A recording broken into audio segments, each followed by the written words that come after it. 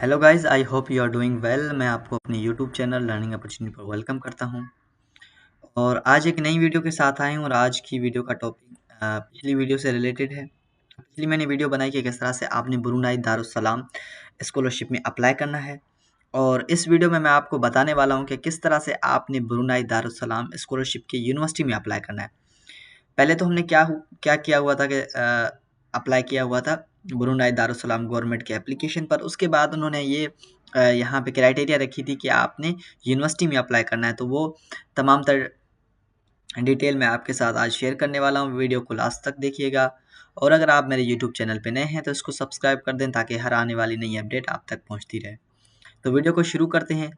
सबसे पहले मैंने अपनी आईडी जो है वो लॉगिन कर ली है। अब मैंने इसको सेव ड्राफ्ट में रख लिया क्योंकि मुझे पता था कि मुझे अप्लाई करना है यूनिवर्सिटी में। तो मैं अपडेट एप्लीकेशन पे क्लिक करता हूँ। उसके बाद यहाँ पे जो इन्होंने मेंशन किया है कि applicants also required to complete the relevant institution online application forms.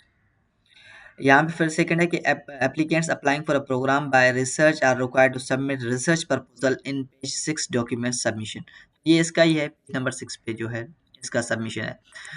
यहाँ से अब मैं अगर आपने यहाँ पे अपना ये तमाम तर चीज़ें आपने ये फॉर्म फिल कर लिया है इस पोर्टल का, ये जो BDS है जिसको हम कहते हैं GBDS है। अगर आपने ये फिल कर लिया तो उसके बाद आपने क्या करना है, आपने यूनिवर्सिटी भी अप्लाई करना है। तो मैं आपको अप्लाई करके दिखाता हूँ कि यूनिवर्सिटी में कैसे अप्लाई करना है और कौन से डॉक्यूमेंट्स रिक्वायर्ड हैं। तो सबसे पहले हम यूनिवर्सिटी ऑफ, यहाँ पे ये यूनिवर्सिटी में अप्लाई कर लेता हूँ यहाँ से। तो ये रहा यूनिवर्सिटी ऑफ इस्लाम सुल्तान शरीफ। तो जब मैं इस पे आ गया हूँ तो अब यहाँ से ये तमाम तर डिटेल्स आपके साथ शेयर कर रहा है पोर्टल पे। अब यहाँ पे डॉक्यूमेंट्स आपको कौन से रिक्वायर्ड है, recent passport size of photocopy, birth certificate, identification card, passport, citizenship certificate, or relevant certificate, academic transcript. तो ये तमाम तर चीज़ें यानी कि ये मांग रहा है। तो इसको छोड़ें आप, ये तो सिर्फ और सिर्फ मैंडेटरी डॉक्यूमेंट्स हैं। उसके साथ साथ आपके पास और भी कुछ डॉक्यूमेंट्स होने लाजमी है। तो जब मैं आपको अप्लाई करके दिखाऊंगा तो वो आपको समझ में आ जाएंगी। मैं आपको यहाँ पे अप्लाई करके दिखाता हूँ।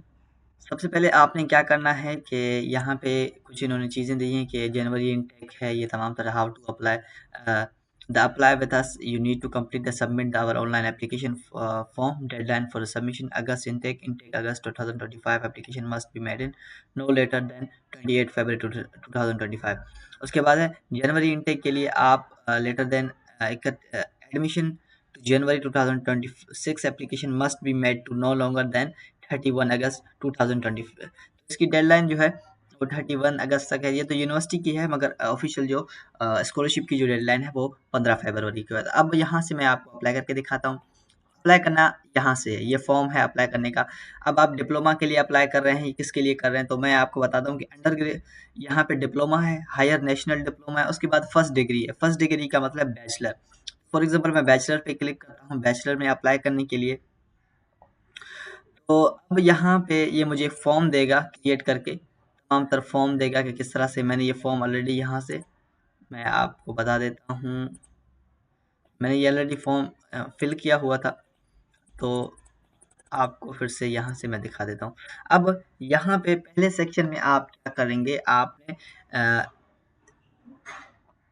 क्या करना है, दो चूज प्रोग्राम करने हैं। जिस तरह मैंने आपको बताया ना, दो यूनिवर्सिटीज़ में आप अप्लाई कर सकते हैं स्कॉलरशिप, और दो उसके साथ साथ दो प्रोग्राम्स यूनिवर्सिटी में अप्लाई कर सकते हैं। तो यहाँ से मैंने प्रोग्राम सेलेक्ट कर लिए। आप भी यहाँ से प्रोग्राम ऐसे करके कोई भी जो भी प्रोग्राम है आपका वो आपने सेलेक्ट करना है।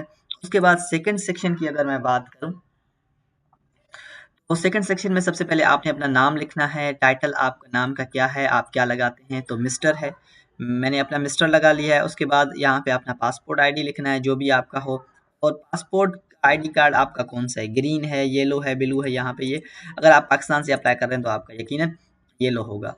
उसके बाद बात करते हैं रेस की। अब रेस को समझिएगा, रेस पता है क्या होता है, रेस यानी कि आप किस एरिया से ताल्लुक़ रखते हैं। यहाँ पे जब यानी कि रेस आप एशियन हैं, या आप मिडल ईस्ट से हैं, या आप यूरोप से हैं, या आप सेंट्रल एशिया से हैं, तो आप कहाँ से हैं, तो आपने अपना लिखना है। अगर आप पाकिस्तान से हैं तो आपने एशियन लिखना है। उसके बाद रिलीजन है इस्लाम है, जेंडर आपका मेल है फीमेल है तो आपने यहाँ पे जेंडर लिखना है। उसके बाद मैरिटल स्टेटस है, आप शादीशुदा हैं या अगर सिंगल हैं तो सिंगल लगाना है, शादीशुदा हैं तो अपना। उसके बाद फिर से ये पासपोर्ट डिटेल यहाँ से मांग रहा है कि आपने अपने पासपोर्ट डिटेल लिखना है, तो पासपोर्ट अपना आईडी आपने यहाँ पे डालनी है। उसके बाद डेट ऑफ इशू है, ये कब हुई थी और इसकी एक्सपायरी कब है, तो ये भी आपने यहाँ से डाल लेनी है। उसके बाद प्लेस ऑफ इशू, अब प्लेस ऑफ इशू तो पाकिस्तान से आपकी पासपोर्ट होगा तो सिंपली वो आपने यहाँ से डाल लेना है। यहाँ कह रहा है कि सिटीजन सर्टिफिकेट, आपके पास अगर सिटीजन सर्टिफिकेट है तो आप वहाँ पे इसका नंबर लिख सकते हैं। तो अगर क्योंकि हम पाकिस्तानी हैं, हमारे पास सिटीजन सर्टिफिकेट ऐसे आईडी कार्ड है तो आईडी कार्ड आप नंबर लिख सकते हैं। उसके बाद ये क्या मांग रहा है, यहाँ पे आपने डेट ऑफ बर्थ लिखनी है अपनी। उसके बाद कंट्री ऑफ बर्थ, कहाँ पैदा हुए। अब यहाँ पे आपने टेलीफोन नंबर लिखना है अपना, दो, एक मोबाइल का हो एक हाउस का हो।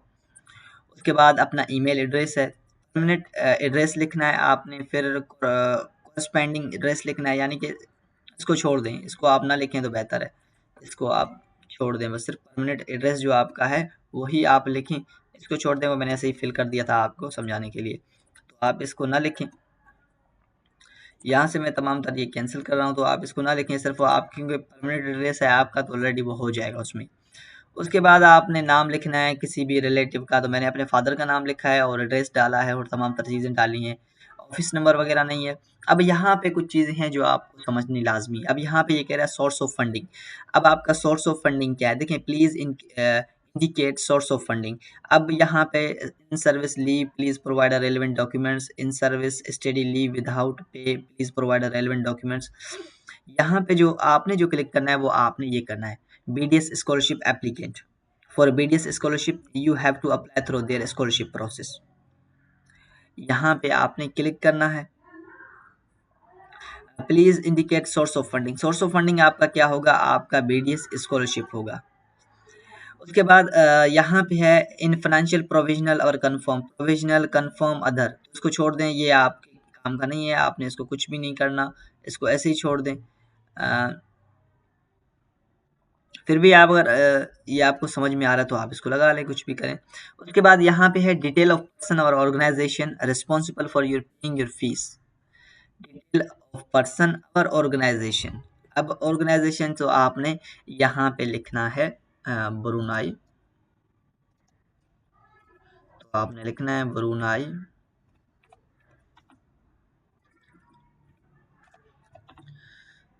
दारुस सलाम गवर्नमेंट स्कॉलरशिप।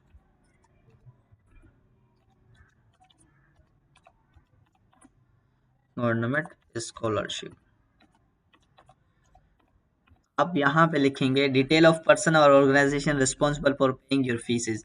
अब यहाँ पे आपने लिखना है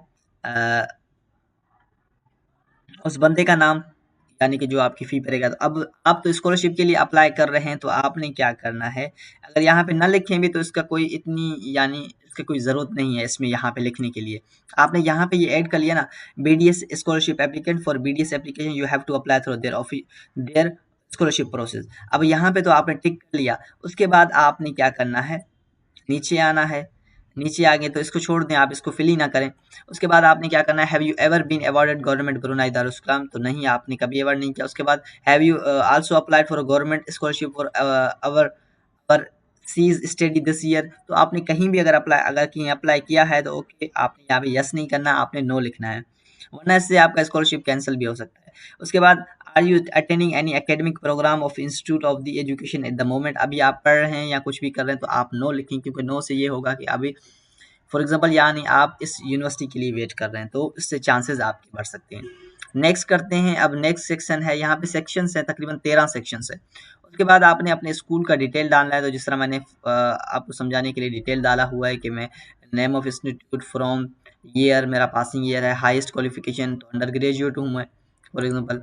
उसके बाद यहाँ पे academic qualification general certification education, अब यहाँ पे आपने अपनी सेकेंडरी की यानी जो इंटरमीडिएट है वो आपने डालनी है, यानी उसकी तमाम तरह डिटेल्स यहाँ पे आपने, यहाँ पे कोड का मतलब आपने मार्कशीट जो कोड है वो डालना है। इंजीनियरिंग था मेरा, ग्रेड A था। एग्जामिनेशन बॉडी, अब एग्जामिनेशन बॉडी के आपके किस इदारे ने आपके पेपर लिए, तो मेरे जो board of intermediate secondary education Karachi ने पेपर लिए। मीडियम ऑफ लैंग्वेज क्या था, तो इंग्लिश था मेरे स्कूल में। उसके बाद general certification of education O level और इक्विवेलेंट। अब मैट्रिक की आपने यहाँ पे डालनी है, तो मैट्रिक का मैंने रोल नंबर अपना लिखा है, ईयर लिखा है, सब्जेक्ट मेरा साइंस था, ए ग्रेड है। ये तमाम तर चीज़ें ऐड करने के बाद आपने अपना बोर्ड लिखना है, जो आपका बोर्ड होगा। उसके बाद आपने नेक्स्ट कर देना है। उसके बाद है जनरल सर्टिफिकेशन ऑफ एजुकेशन। अब यहाँ पे ये हाई लेवल का है, ए लेवल का है, तो इसको छोड़ दें क्योंकि ये मास्टर वालों के लिए है। उसके बाद यहाँ पे general certification academic higher national certificate diploma foundation, अगर आपने कोई ऐसा कोर्स किया हुआ है तो आप यहाँ पे ये मैट्रिक कोर्स और मेट्रिकुलेशन आपने अगर कोई चीज़ की हुई है तो यहाँ से आप इसको अपलोड कर सकते हैं। उसके बाद आते हैं लैंग्वेज प्रोफेंसी। अब आपको लैंग्वेज कौन सी आती है, मलई आती है, अरबिक आती है, तो जो आपको आती है आपने यहाँ से अब यहाँ पे इंग्लिश लिख दें। यहाँ पे सॉरी स्पेलिंग मैंने सही नहीं लिखी, तो यहाँ पे आपने इंग्लिश लिख देनी है। तो इंग्लिश को रेटिंग कितने देते हैं आप? 3% मैंने तो दिए हुए हैं, आप जितना अच्छा लगे तो आपने दिए। अब यहाँ पे देखें, please state your English language result score obtain in the following examination test if any. अगर आपने यहाँ से लिया है, ईयर है, फिर आइल्स लिया है तो इट्स ओके, नहीं लिया है तो आपने क्या करना है, यहाँ पे please state other English examination test if any. अगर है तो आपके पास इंग्लिश लैंग्वेज सर्टिफिकेट है और गुड है, और स्कोर जो है वो गुड है, उसके बाद ईयर जो है ये है, मैंने अपना लिखा हुआ है। तो आप भी इस तरह से लिखें ताकि आपको आइल्स की ज़रूरत ना पड़ेगी। उसके बाद नेक्स्ट कर देना है आपने। अब आपसे ये मांगेगा कि आपने sport and games and activities, ये लाजमी आपने फिल करनी है, ये आपने बात याद रखनी है। उसके बाद यहाँ पे जो है ईयर है, type of sport and activities है, लेवल ऑफ पार्टिसिपेशन है, तो क्लब था, क्लब में मैंने पार्टिसिपेट किया। उसके बाद इस तरह से बहुत सारे एक्टिविटीज़ मैंने यहाँ पे डाले ताकि क्या इससे क्या जाएगा, इससे एक ये हो जाएगा कि मैं एक बहुत ही काबिल एप्लीकेंट हूँ उनके यूनिवर्सिटी के लिए। तो आपने ये लाजमी यहाँ पे फिल करना है, भले आपने न किया हो तो, पर आपने लाजमी फिल करना है। उसके बाद आपने अपनी हॉबीज़ यहाँ पे लिखनी है इस तरह लिस्ट से, नेक्स्ट कर देना है आपने। यहाँ पे प्रेजेंट ऑक्यूपेशन, अगर आप अब काम कर रहे हैं तो आपने लिखना है, नहीं कर रहे तो आप नेक्स्ट कर देना है। उसके बाद पास्ट वर्क एक्सपीरियंस, तो मेरे पास कोई भी पास्ट वर्क एक्सपीरियंस नहीं है तो मैं इसको नेक्स्ट कर देता हूँ। उसके बाद ये लाला बहुत ही इंपॉर्टेंट है। अब इसमें क्या है, have you ever been convicted any court of law. आप किसी भी केस में किसी भी वजह से कोर्ट गए हैं, तो अगर आप गए हैं, कोई मसला हुआ था, तो आपने हॉनेस्टली यहाँ पे डिटेल में लिख देना है आपके साथ क्या हुआ, ताकि ऐसे ना हो कि बाद में ये यहाँ एम्बेसी वाले यहाँ आपके जो, अगर आप एप्लीकेशन सक्सेसफुल हो जाती है तो बाद में आपका कोई मसला हो जाए तो फिर आप फेल हो सकते हो, तो इससे पहले आप इनको इन्फॉर्म कर दें। नेक्स्ट कर देते हैं उसके बाद आपने यहाँ पे प्रेफरेंस लिखना है कि जो जिस तरह हम कहते हैं रिकमेंडेशन लेटर होती है, तो उसकी जो डिटेल है आपने अपने प्रोफेसर्स की डिटेल यहाँ पे डालनी है। तो मैंने यहाँ पे कुछ ऐसे ही फॉर एग्जांपल पे डाल दिया है, अपने जो टीचर थे उनकी डिटेल डाल दी है। फिर आपने नेक्स्ट कर देना है, और जो डिटेल है वो 2 डालनी है, सिर्फ और सिर्फ 2। उसके बाद यहाँ पे आपने क्या करना है, यहाँ पे आके आपने क्या यहाँ डॉक्यूमेंट्स रिक्वायर्ड हैं आपको, तो मैं आपको बता देता हूँ। आपके साथ पासपोर्ट फ़ोटो साइज़ फ़ोटोकॉपी होनी चाहिए, वो अपलोड करना है। उसके बाद आपने please upload scan copy of your identity card.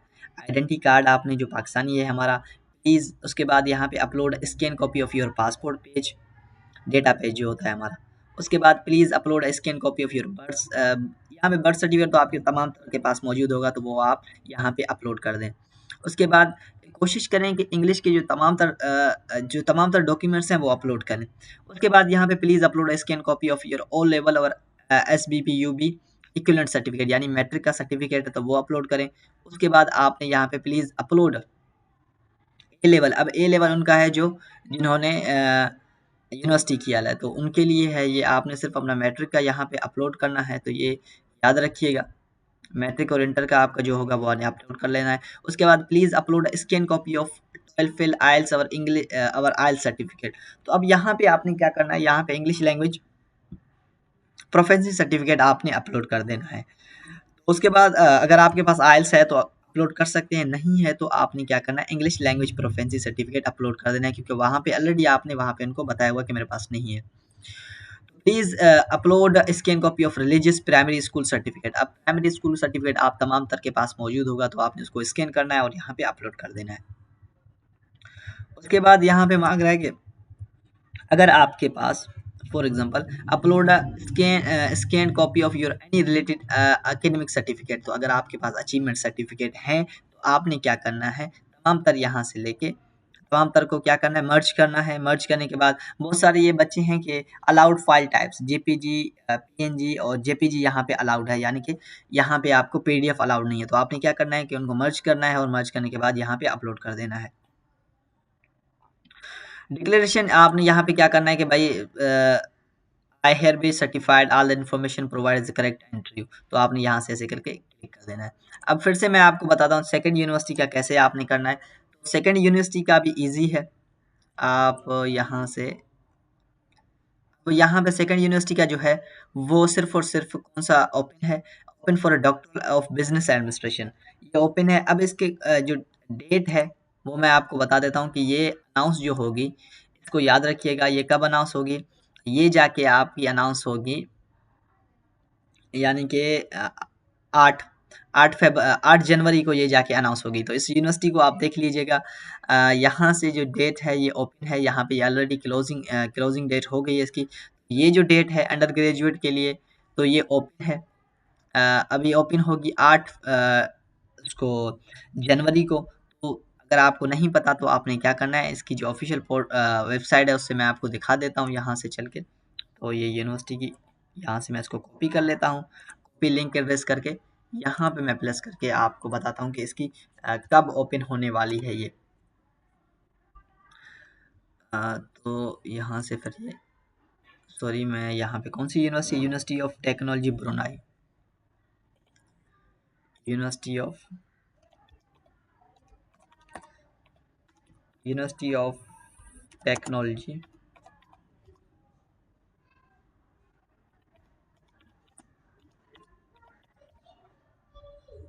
ये रही ये वाली यूनिवर्सिटी है। तो यहाँ से आपने जब स्कॉलरशिप पे हम क्लिक करते हैं तो यहाँ पे मैं आपको दिखा देता हूँ कि इसकी जो एप्लीकेशन है वो कब ओपन होने वाली है। तो ये तमाम तर डिटेल यहाँ से मैं फिर से आपको एप्लीकेशन है जो वो कब ओपन वाली है तो वो मैं आपको दिखा देता हूँ। तो ये जो यूनिवर्सिटी है यूबीआईटी, यानी इसका जो पोर्टल है यानी जो एप्लीकेशन है वो 8 जनवरी को ओपन होगा। अगर आप इसमें अप्लाई नहीं करना चाहते तो आप किसी और यूनिवर्सिटी को यहाँ से सेलेक्ट कर लें और उसके बाद उसका जो प्रोग्राम है वो सेलेक्ट करने के बाद आप यहाँ से जिस तरह मैंने यहाँ पे किया, यहाँ से आ जाएगा, आपने उसकी एप्लीकेशन अपलोड, यानी कि यहाँ पे मैं डिप्लोमा फॉर एग्जांपल है, इसका कोड भी है, आपने ये कोड याद करना है जो आप